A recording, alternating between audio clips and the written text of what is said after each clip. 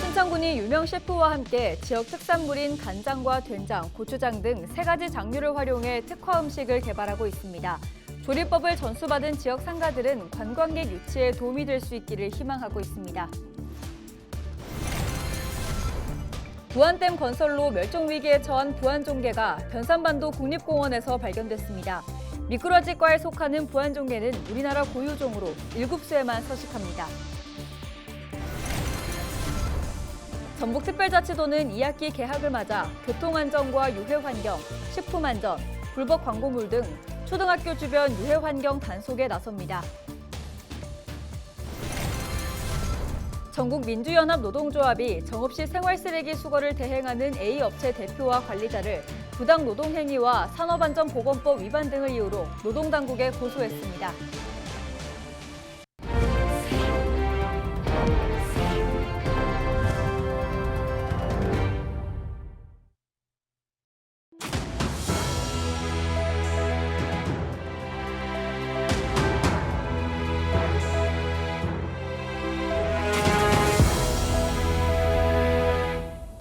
시청자 여러분 안녕하십니까? 헬로TV 전북뉴스입니다. 순창군이 유명 셰프와 함께 순창 지역 특산물인 간장과 된장, 고추장 3가지 장류를 활용해 특화 음식을 개발하고 있습니다. 특화 음식 조리법을 전수받은 지역 상가들은 관광객 유치에 도움이 될 수 있기를 희망하고 있습니다. 김남호 기자가 보도합니다. 순창군 건강장수연구소에서 순창 지역 소상공인들이 새로운 조리법 배우기에 한창입니다. 유명 셰프로 알려진 유연수 씨가 순창 지역 특산품인 간장과 된장, 고추장을 활용한 순창 삼합이라는 특화 음식을 개발해 지역민들에게 조리법을 전수해주고 있습니다. 간장, 된장, 고추장 이 맛들이 굉장히 독특하고 특색이 있는데 어떻게 보면 골라 먹을 수 있는 재미가 있다? 삼합이잖아요, 그죠? 그래서 어떤 음식, 3가지 음식이 있는데 3가지 음식을 어떻게 좋아하느냐에 따라서 또 색다른 맛이 나니까 그만큼 많이 재미를 느끼실 것 같습니다. 순창 지역 특산품을 활용한 특화 음식 조리법을 전수받은 소상공인들은 새로 개발된 음식들이 관광객 유치와 지역 경제 활성화에 도움이 될 수 있을 것으로 기대하고 있습니다. 아무래도 저희는 소고기 전문점이어서 특화할 수 있는 음식이 좀 필요하던 차에 이번에 좋은 기회가 생겨서 유연수 셰프님과 함께 만드는 순창 삼합으로 외부의 관광객들을 많이 유치할 수 있는 기회가 될 것 같습니다. 순창군은 유명 셰프가 개발한 조리법이 소상공인들에게 전수될 수 있도록 지속적으로 유도할 예정입니다. 군은 또 유명 먹방 인플루언서와 연계해 새롭게 개발된 특화 음식과 지역 특산물을 홍보할 계획입니다. 이번에 출시한 순창 삼합은 순창 고추장, 된장, 간장으로 만든 믿고 먹을 수 있는 우리 전통의 맛이 매력입니다. LG 헬로비전과 함께 우리 순창 대표 음식을 육성하고 앞으로 먹거리를 통해 지역 관광객도 확대되기를 기대하고 있습니다. 새로운 특화 음식 개발 이후 판로까지 지원 범위를 확대하고 있는 순창군. 소상공인들은 특화된 음식을 통해 소득 증가와 함께 장류 상품 판로 확대까지 이어질 수 있기를 기원하고 있습니다. 헬로TV 뉴스 김나호입니다. 부안댐 건설로 멸종위기에 처한 부안종개가 변산반도 국립공원에서 발견됐습니다. 국립공원공단은 지난달 백천 상류에서 부안종개와 쏘가리 등 담수생물 10여 종을 촬영했고 16일 누리집 등에 공개합니다. 미꾸라지과에 속하고 다망색을 띠는 부안종개는 우리나라 고유종으로 1급수에서만 서식합니다. 공원공단에서는 부안종개 생태계 모니터링과 보호 활동을 통해서 보존 및 관리를 위해 노력하도록 하겠습니다. 전북특별자치도는 2학기 개학을 맞아 초등학교 주변 유해 환경 단속에 나섭니다. 전북도는 오는 9월 27일까지 도내 427개 초등학교 주변의 유해 환경을 점검 또 개선한다고 16일 밝혔습니다. 점검은 시군, 도교육청, 전북경찰청 등과 공동으로 진행하며 주요 점검 사항은 교통안전과 유해 환경, 식품안전, 불법 광고물 등입니다. 특히 어린이 보호구역 내 불법 주정차와 과속 등 교통법규 위반 행위와 청소년 출입 고용금지 위반 행위도 단속합니다. 전국민주연합 노동조합이 정읍시 생활쓰레기 수거를 대행하는 A 업체 대표와 관리자를 부당 노동행위와 산업안전보건법 위반 등을 이유로 노동당국에 고소했습니다. 노동조합은 A업체 관계자들이 노동조합 주체를 해고하고 중량물 취급 기준을 초과해 수거하게 업무를 지시하는 등 법을 어겼다고 보고 16일 고소장을 전주고용노동지청에 접수했다고 전했습니다. 이번 주부터 초중 고등학교 학생들의 개학이 시작됐습니다. 학기가 시작됨과 동시에 코로나19 유행도 빠르게 퍼지고 있어 우려가 커지고 있습니다. 보도에 전소연 기자입니다. 개학 첫날을 맞은 춘천의 한 초등학교입니다. 학생들이 숨쉬기도 힘든 무더운 더위 속에서도 마스크를 쓰고 학교로 향합니다. 코로나19 확산세가 심상치 않기 때문입니다. 개학 첫날부터 학부모들은 걱정이 앞섭니다. 걱정도 되고 지금 학교에서 걸려오면 어떻게 대처를 해야 될지도 모르겠고 지금 가방 안에다가는 몇 개 이제 넣어놓긴 했어요. 최근 코로나19에 확진된 아이들이 늘어나는 추세입니다. 대한아동병원협회가 취합한 자료를 보면 이달 첫째 주 코로나19 아동 환자는 2주 전보다 2.8배 가까이 늘었습니다. 최근 새로운 변이 바이러스인 KP3가 유행하는 데다 바이러스 항체 보유자들이 많이 줄었기 때문입니다. 전반적으로 우리나라 전체 국민의 면역 상태가 코로나19에 대해서 이제 갖고 있던 항체가의 총합이 감소한 게 직접적인 원인이 아닌가 싶어요. 빠른 확산세에 교육부도 16일 대응책을 내놨습니다.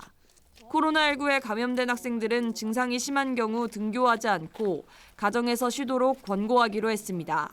감염 기간 등교하지 않더라도 출석은 인정하기로 했습니다. 다만 코로나19는 법정 4급 감염병이라 격리 의무 조치는 없습니다. 일반 학생뿐만이 아니라 나머지 부분도 마찬가지라서 학생만을 그렇게 강하게 할 이유는 없다라는 게 방역 당국 의견인 거고요. 확진되면 증상이 없어질 때까지 이제 가정에서 쉬도록 기간을 부여하면서 이제 그 기간만큼은 결석이지만 출석 인정하고 있거든요. 감염병 전문가들은 코로나19 확산세가 이달 말 정점을 찍을 것으로 보고 있습니다.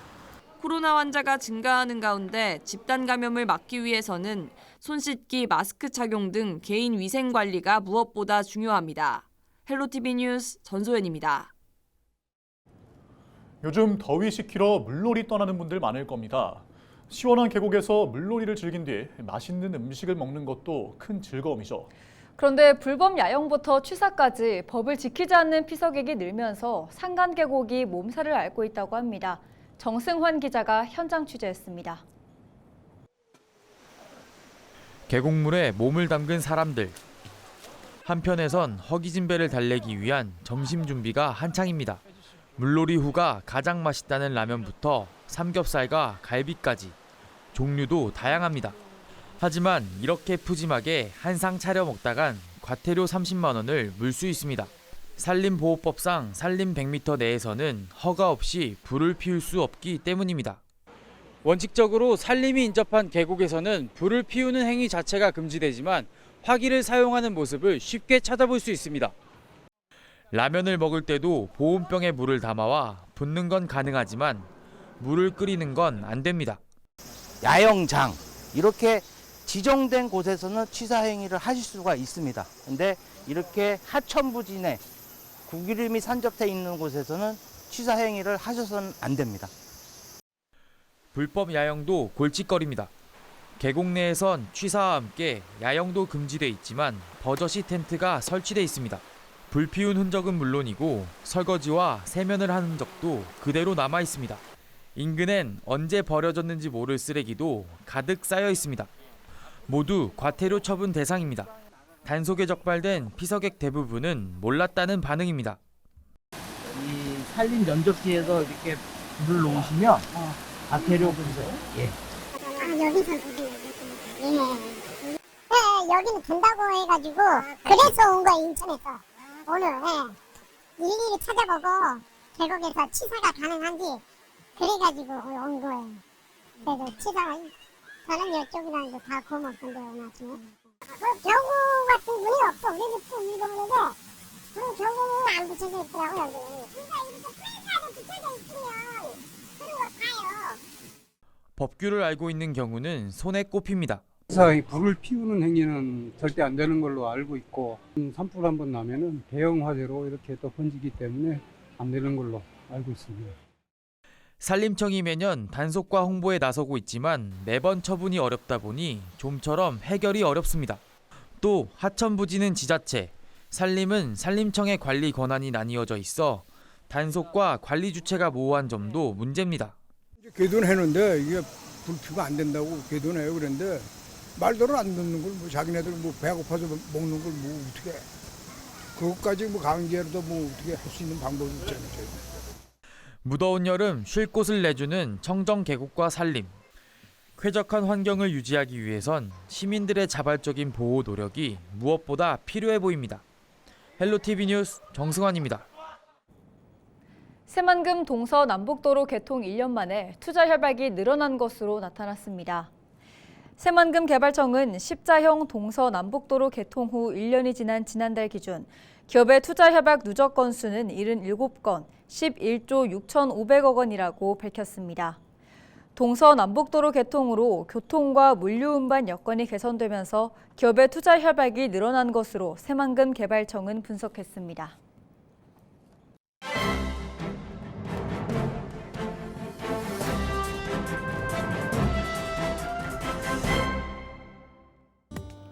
신문브리핑 전북일보 기사입니다.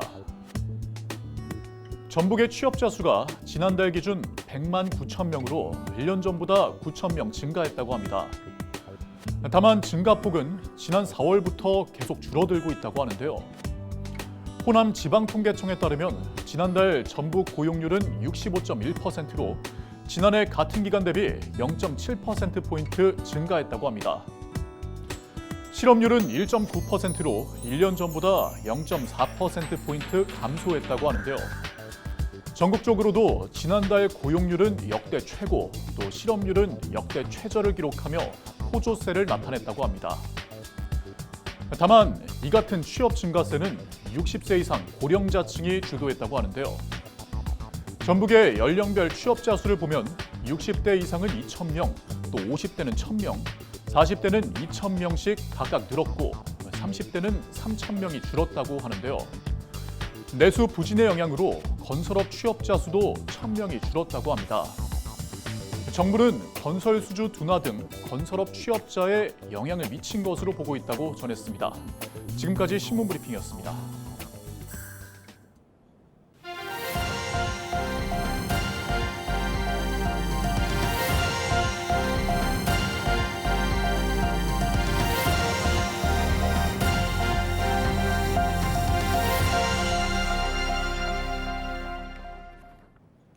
남원시가 곤충 자원을 활용한 미래농업 신성장 동력 사업을 추진합니다.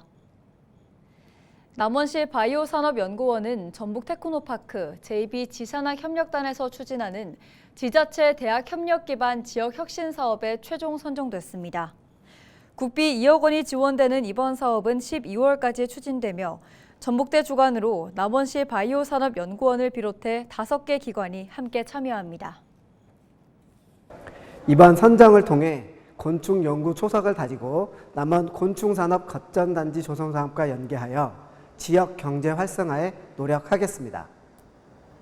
김제시가 친환경 수소 저상버스 석 대를 처음으로 대중교통에 도입했습니다. 김제시는 16일 교동 시내버스 차고지에서 시승식을 열고 시범 운행을 했습니다. 이 수소 저상버스는 김제 시내순환과 김제에서 전북특별자치도청을 잇는 노선을 운행하게 됩니다. 김제시 관계자의 설명 직접 들어보시죠. 이동권 증진 및 편의 제공에 도움이 될 것으로 생각하고 수소버스는 아시다시피 친환경 무공해 자동차입니다. 그래서 온실가스와 배기가스 배출 감축에도 도움이 될 것으로 생각합니다. 한편 수소 저상버스는 한 번 충전으로 400km 넘게 달릴 수 있어 시내버스 운행 여건에 적합한 것으로 전해졌습니다. 이상으로 뉴스를 마칩니다. 함께해 주신 여러분 고맙습니다.